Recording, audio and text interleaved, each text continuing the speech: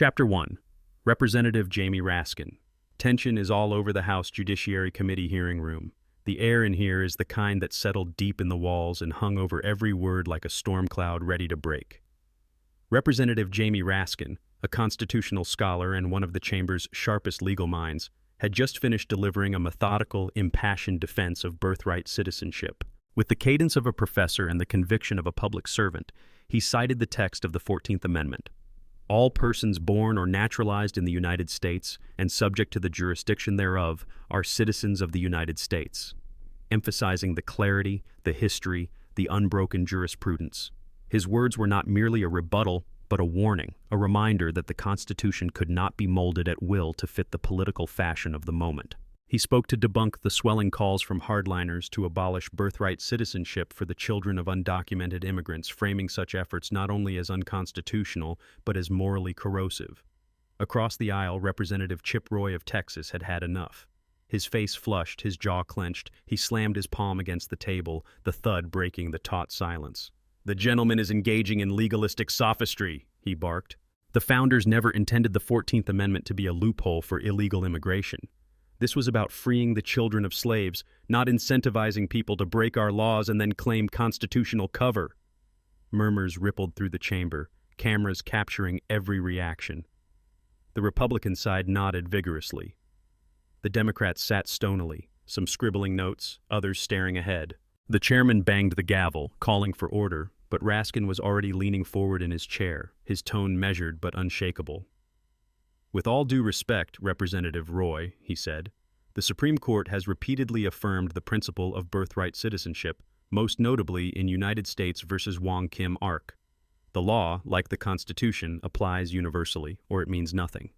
We are sworn to uphold it, not rewrite it to suit our political agenda or our discomfort with the demographics of modern America." Roy scoffed, but Raskin continued. "If you want to change the 14th Amendment, there is a process. Amend the Constitution. Until then, we are bound by its clear language and by the legal precedents that sustain it. Anything less is an abandonment of our oath." The chamber held its breath. What had begun as a debate on policy had become a battle over the soul of the Constitution itself, and in that moment, the stakes couldn't have been clearer. Chapter 2. Mr. President, we could issue an executive order. The hearing may have adjourned for the congressional recess, but the political war it ignited was just beginning to smolder. In the Oval Office, as the late afternoon light slanted through the windows and cast long shadows across the resolute desk, President Trump sat watching a replay of the Judiciary Committee exchange. The screen flickered as Jamie Raskin, all constitutional gravitas and deliberate cadence, rebuffed Representative Chip Roy's fiery rhetoric with clinical precision. But Trump didn't hear the nuance. He saw theater, momentum, and a wedge issue ripe for exploitation. He turned down the volume and stood up, jabbing a finger at the television. "This birthright citizenship nonsense has to end," he declared. "They're turning the Constitution into a welcome mat for illegals." Without missing a beat, he summoned two of his most loyal lieutenants, Stephen Miller, his deputy chief of staff and chief architect of immigration hardline policy, and Tom Homan, the rough-hewn, blunt-spoken former ICE director who now served as the administration's unofficial border czar. Moments later, they were in the room, standing before the president like soldiers awaiting orders. "We need to move fast," Trump said, pacing behind his desk. "Raskin, Goldman, those guys are going to drag this through the courts for years. They'll quote every judge since Reconstruction. We don't have time for that." Miller, always brimming with legal theories and ideological certainties, leaned forward, eyes sharp. "Mr. President, we could issue an executive order redefining the application of the 14th Amendment, specifying that children born to parents not legally present in the United States are not automatically citizens. We frame it around jurisdiction. There's a constitutional argument, slim, but it's there." He paused. "But as you said, the courts will tie us up. They'll forum shop, Ninth Circuit, D.C. Circuit, you know the drill. It'll get stuck for months." Trump nodded, unconvinced. "So what do we do?" Homan stepped in, his voice gravelly, matter-of-fact. "We shift the terrain, sir. Ramp up enforcement at the state level. Texas, Arizona, Florida. Increase interior sweeps, push local law enforcement partnerships to the limit. We don't wait for a legal decision. We make it so difficult for undocumented immigrants to remain here that the entire debate over birthright citizenship becomes moot. No one stays long enough to give birth. No anchor, no citizenship." Miller's eyes lit up. "Operational attrition," he said. Silent deterrence. Trump grinned. Exactly. Let the left scream in court while we change the facts on the ground. We don't need to win the argument if we win the reality. The plan began taking shape before sundown. And though the judiciary was poised for a long constitutional clash, Trump's team wasn't waiting. They were playing a different game, not one in courtrooms, but in neighborhoods, in hospitals, in bus stations, and detention centers. A war of attrition waged one enforcement action at a time. The recess might have given Congress a break, but for the administration, it was open season. Chapter 3. Trump paced, his brow furrowed. Trump paced the Oval Office like a general preparing for war, his brow furrowed, his hands clenched behind his back. The televised hearings, the court delays, the endless legal wrangling, it was all taking too long. He wanted a strike, not a slog, something sharp, clean, decisive. Too slow, he growled. We need something decisive, something they won't see coming. Stephen Miller, who had been silently scribbling in his leather-bound notebook, suddenly looked up. There was a glint in his eye, the kind that signaled he had found a hidden lever deep within the machinery of the federal code. Mr. President, he said, voice quiet, almost reverent. There's a loophole. A little-known provision in the Immigration and Nationality Act, Section 360. It allows the State Department to make final determinations on citizenship in complex cases. Not the courts, not USCIS. State. Trump paused. Go on. Miller leaned forward, his tone sharpening with every word. We can reclassify all birthright citizenship claims made by children of undocumented immigrants as complex cases under Section 360. That shifts them into administrative purgatory. We flood the families with document requests, interviews, multi-stage reviews. Make them prove beyond a shadow of a doubt that both parents had full jurisdictional ties to the U.S., which they can't. We create a mountain of bureaucratic red tape so massive they give up. Self-deportation by paperwork. Trump grinned, the first genuine smile in hours. Brilliant, Stephen, absolutely brilliant. He turned to Tom Homan, who had been silently nodding with approval. Tom, I want you working directly with state. I want ICE, DHS, and DOJ in sync. Make sure this goes smoothly. We'll bury them in paperwork. Every baby, every birth certificate, make them crawl through glass. They want citizenship, make them earn it. Homan saluted with a grim nod. Consider it done, sir. The new directive went into motion quietly. No press release, no executive order. Just an internal policy memo circulated through key nodes at the State Department, ICE, and DHS. New processing standards for citizenship adjudication under INA 360, the subject line read. Overnight, what had once been a straightforward citizenship claim became a bureaucratic gauntlet. Families found themselves receiving letters with dense legal citations, impossible deadlines, and instructions in untranslated English. Naturalization documents were held pending review. Embassies and consulates were flooded with confused parents. In border hospitals, new birth certificates were issued with footnotes referencing contested jurisdiction. Meanwhile, across Capitol Hill, Representatives Jamie Raskin and Dan Goldman huddled in a narrow office lined with constitutional law books and battered copies of the Federal Register. Raskin rubbed his temples while Goldman paced like a coiled spring. He's going to try something, Goldman muttered. He's Trump. He won't wait for the courts. He's looking for a back door. We have to assume he already found it, Raskin replied. Miller's been digging through the INA like it's a war manual. If they find a procedural tool, anything that lets them slow walk or bury these citizenship claims, they'll use it. Goldman stopped pacing. We need to be ready to fight it. Emergency injunctions, media pressure, and we need the American people to understand what's happening before it's too late. This isn't immigration law, it's civil rights law. It's the 14th Amendment. Raskin nodded. Then let's make it about that. If they want a constitutional war, we'll give them one. The lines had been drawn, the strategies set. On one side, a sprawling apparatus of legal engineering, red tape, and raw executive power. On the other, a constitutional firewall, tested but not yet breached. The war over birthright citizenship had gone underground and was about to erupt into the light. Chapter 4. The key is to expose his methods. Raskin sat hunched over a cluttered desk, surrounded by towering stacks of legal documents, statutory annotations, and transcripts of obscure State Department memos. His tie was loosened, sleeves rolled up, as he flipped through another flagged section of the Immigration and Nationality Act, his pen tapping rhythmically against a yellow notepad. After a long silence, he looked up at Dan Goldman, who stood by the window scrolling through reports on his phone.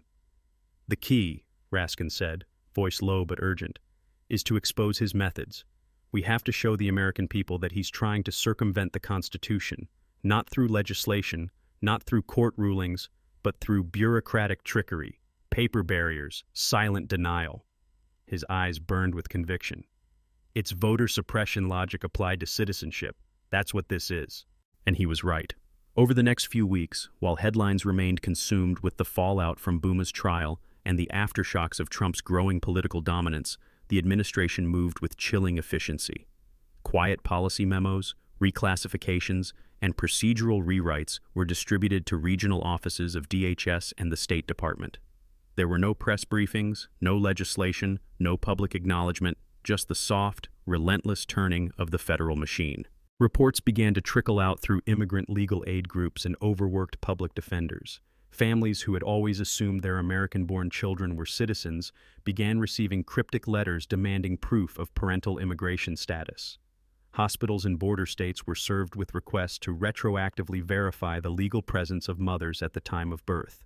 Citizenship applications, once a months-long process, now vanished into an administrative abyss, pending without explanation. Cases that had been routine were now considered complex. And behind it all, Section 360 of the INA loomed large, repurposed as a procedural black hole. Raskin and Goldman sprang into action. They launched an aggressive campaign to bring the quiet war to public light. Town halls were held in immigrant-heavy districts. Whistleblowers from inside the agencies were encouraged to come forward. Families caught in the bureaucratic snare were brought to Capitol Hill to tell their stories in front of cameras and microphones. A mother from El Paso whose child was born in a U.S. hospital but denied a passport. A father from San Diego whose newborn citizenship application had been stalled for over a year. Their voices were raw, unfiltered, and devastating. "This isn't law enforcement," Goldman thundered at a press conference on the Capitol steps. "It's disenfranchisement. It's a deliberate strategy to erode the meaning of citizenship itself." They filed lawsuits in multiple federal districts, demanding transparency from the State Department and DHS, seeking injunctions to halt the administration's use of INA 360 as a de facto blockade. They argued that by creating arbitrary and disproportionate documentation requirements for certain applicants, namely children of undocumented immigrants, the administration was violating the equal protection and due process clauses of the Constitution. Raskin, in one filing, compared the tactic to Jim Crow-era literacy tests, facially neutral, functionally discriminatory. Media coverage surged, the narrative began to shift. What had started as a legal technicality, buried in the INA's arcane provisions, was now front-page news. Headlines blared, "Birthright citizenship under attack," "Families in limbo," "The new face of immigration policy." Congressional Democrats sound the alarm on citizenship crisis. But inside the White House, the reaction was unmoved. Trump saw the outcry not as a setback but as confirmation that the plan was working. "They're screaming because we're winning," he told his advisors during a strategy session. "Let them cry about paperwork. The American people want results." The battle lines were drawn, and though the conflict was fought in legal briefs, FOIA requests, and town halls, everyone involved understood the stakes. This was a battle over the very definition of who got to be an American, and whether a line of code in a dusty immigration statute could rewrite a pillar of the Constitution. Chapter 5. Raskin and Goldman of promoting Chip Roy and his allies in the House Freedom Caucus fired back with characteristic intensity. In a series of fiery floor speeches, cable news appearances, and social media blitzes, they accused Representatives Jamie Raskin and Dan Goldman of promoting open borders extremism and undermining national security for political gain. Roy's message was direct and unapologetic. This is about protecting the integrity of American citizenship. If Raskin and Goldman want to hand it out like candy to anyone who breaks the law to get here, let them say it plainly. But don't cloak it in constitutional mumbo-jumbo while the border burns. His words, echoed by a chorus of conservative media pundits, framed the debate in terms of sovereignty versus surrender. On Fox News, headlines declared, "Dems defend illegal birthright loopholes," while Trump surrogates labeled the lawsuit and hearings a Trojan horse for mass amnesty. The media became a battleground. more than it already had been. Daytime shows devolved into screaming matches between legal analysts and political operatives. Town halls across the country grew tense as citizens demanded answers from their representatives. Social media was ablaze, with both sides claiming moral high ground. The birthright citizenship debate had transcended policy. It was now a full-blown cultural and constitutional crisis. Then came the turning point. Raskin, relentless in his pursuit, had quietly been working his back channels within the State Department. He had spoken to career officials, exhausted staffers, and disgruntled mid-level administrators who had grown increasingly uneasy with the directive handed down from on high. And then, one of them broke ranks. An encrypted email sent late at night attached a scanned memo marked internal use only, not for distribution. The contents were explosive. The memo laid bare the administration's true intent. It wasn't a legal interpretation of the INA or a good faith effort to clarify complex cases. It was an explicit strategy document outlining step-by-step guidance on how to create a bureaucratic gauntlet so complex and burdensome that families of undocumented immigrants would voluntarily disengage from the citizenship process. Phrases like maximize procedural friction and prioritize ambiguity in document requests were used repeatedly. The memo instructed field officers to flag all such applications for extended review regardless of merit, and it recommended the denial of expedited processing under any circumstances. It was, in no uncertain terms, a weaponized policy, a workaround designed to erode a constitutional guarantee. Raskin acted swiftly. He arranged a televised hearing and called the memo the keystone of a deliberate constitutional subversion. Standing before a packed committee chamber and a national audience, he held up a copy of the memo and thundered, "This is not about policy. This is not about national security. This is a deliberate attempt to subvert the Constitution, to create a second class of citizens. We will not stand for it." His voice rose with righteous fury, his usual scholarly demeanor charged with raw emotion. The effect was immediate and seismic. Within hours, the memo went viral. News outlets broke into scheduled programming to air the hearing's key moments. Editorial boards from coast to coast published urgent calls for accountability. Protesters returned to the streets, this time not just in blue cities but in swing districts, demanding answers. Even some Republican lawmakers, particularly those with large immigrant constituencies, began to shift. Senator Susan Collins issued a statement saying she was deeply concerned by the memo. Senator Tom Tillis called for an internal review. A quiet wave of unease rippled through the GOP ranks as they realized that the optics of the strategy, now exposed, were potentially catastrophic. The administration, caught flat-footed, scrambled to respond. Press Secretary Caroline Leavitt attempted damage control, claiming the memo had been preliminary and non-binding. But the damage was done. The mask had slipped, and the raw mechanics of the plan had been laid bare. The citizenship debate had entered a new phase, no longer abstract, no longer theoretical. Now it was about the soul of the Constitution itself, and the American people were watching. Chapter 6. Trump, sensing the tide turning, decided to take a different tack.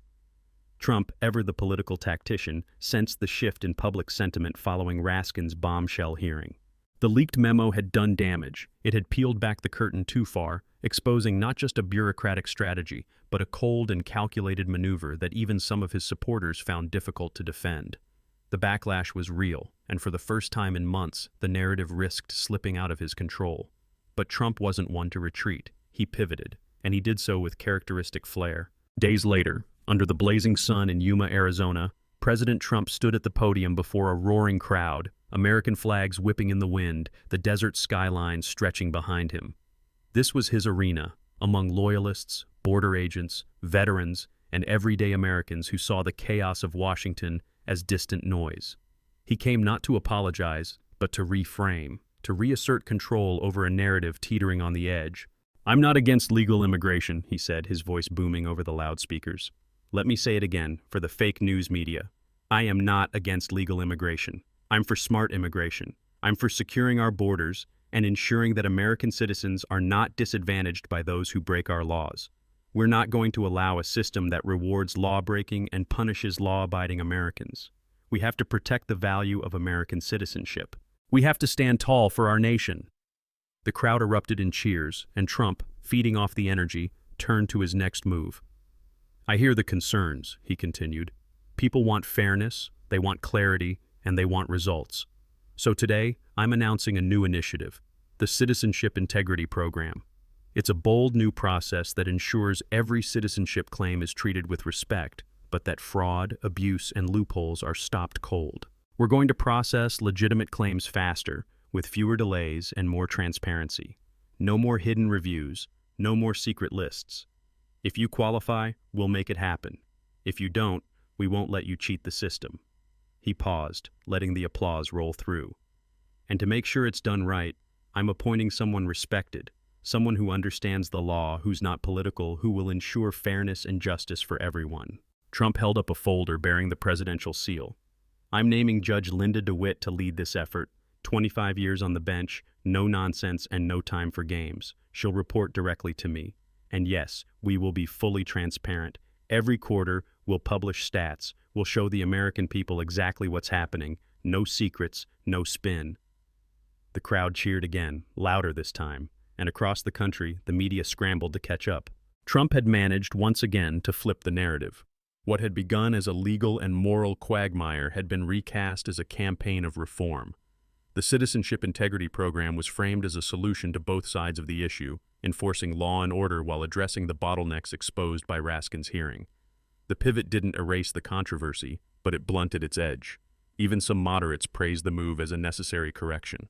Immigration advocates were skeptical, but acknowledged that a streamlined process, if implemented fairly, could help vulnerable families. Conservative commentators hailed it as classic Trump: adapt, reposition, and double down on the core message. Back in Washington, Raskin and Goldman saw the maneuver for what it was: political aikido. But they also recognized the window that had opened. With Trump promising transparency, they had new leverage to demand oversight. The battle would continue, but now it was being fought on new ground. And Trump? He returned to Washington with headlines praising his presidential tone and poll numbers that showed renewed confidence in his handling of immigration. Once again, he had turned vulnerability into victory and recast the narrative in his image. Chapter 7. Trump's initial attempt to bypass the Constitution. It was a masterful stroke, pure political jujitsu. By pivoting at precisely the right moment, by trading confrontation for the appearance of reason, Trump had pulled the wind from the sails of his opponents. What had once been a groundswell of public outrage, bolstered by leaked memos and fiery hearings, slowly lost momentum. The images of desperate families caught in bureaucratic purgatory were gradually replaced by headlines about Trump's new initiative, Judge DeWitt's oversight, and promises of transparency and expedited reviews. The narrative had changed, and Trump had made sure he was the one writing it. Legal challenges faltered in the courts, their urgency diluted by the administration's sudden openness to reform and procedural clarity. Judges, reluctant to intervene in what now appeared to be a corrected administrative policy, dismissed some lawsuits as moot or delayed rulings pending new policy implementation. Moderates, reassured by Trump's public statements and the appointment of a respected judge, softened their criticism. Even some progressives found themselves at a loss, unsure whether to continue the fight against a policy that, on its face, seemed to deliver the fairness and efficiency they had long demanded. And through it all, Trump stood unshaken, basking in the glow of a self-engineered victory. While his original, more aggressive attempt to gut birthright citizenship had been checked by legal resistance and public scrutiny, the end result had still fallen largely in his favor. He had succeeded in elevating the issue from the backbenches of immigration policy to the center of the national conversation. More than that, he had managed to reframe the debate, not as an attack on the 14th Amendment, but as a call for clarity, order, and justice in a system plagued by loopholes and exploitation.